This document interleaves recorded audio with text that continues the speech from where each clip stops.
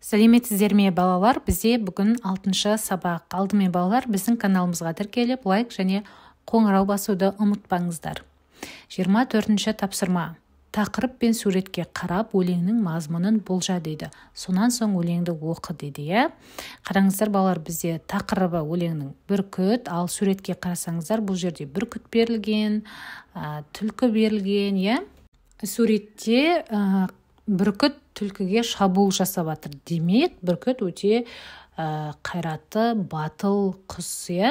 Және оның денесінің қаншалықты үлкен екені көрсетілген. Өлеңнің тақырыбы да бүркіт, яғни бұл жерде бізде бүркіт туралы сипатталатын сияқты, иә?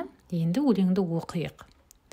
Бүркіт ірі, қайратты, сұлу әрі айбатты, көтеріліп тым биік, көзбен шолар аймақты. Бүрген жерін жұлады, жүректі әрі қырағы, бүркіт алғыр текті құс, ең мықтысы қыраны дейді.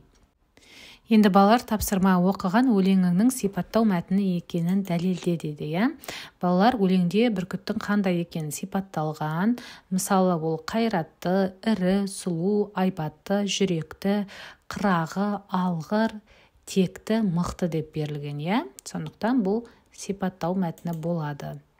Келесі тапсырма 25-ші жаттығу, мәтінді оқып, оны жоғарыдағы мәтін түрімен салыстыр дейді. Ұқсастығы мен айырмашылығы неде? Зат қайсысында нақты, қайсысында бейнелі суретте деген. Енді суретке назар аударыңыздар. Бұл жерде Қазақстан Республикасының туы берілген, иә? Біздің туда ненің суреті бар? Қыранның суреті бар, иә? Енді мәтінді оқимыз. Қыран бейнесі еркіндік белгісі. Ол биік арманды білдіреді.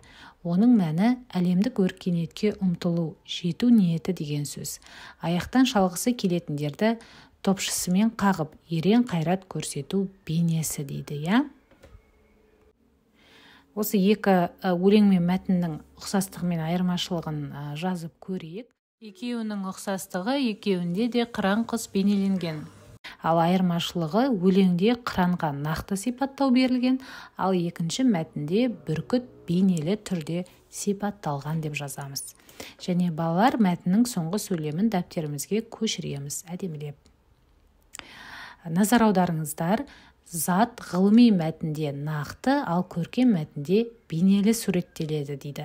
Ғылыми мәтінде заттың қайда кездесетіні, сыртқы бейнесі, яғни түрі, адамның қалай пайдаланатыны ескеріледі дейді.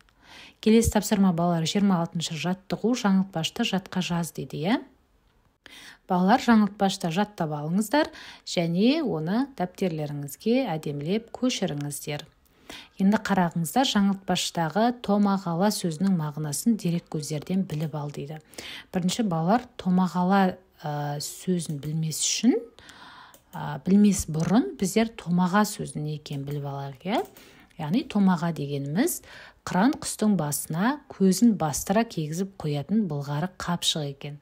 Ал енді томағалау дегеніміз, яғни қыран құстың басына көзін бастыра томаға кигізу. Яғни жаңағы томағаны кигізуді біз томағала деп атаймыз. Келесі сабақта кездескенше сау болыңыздар.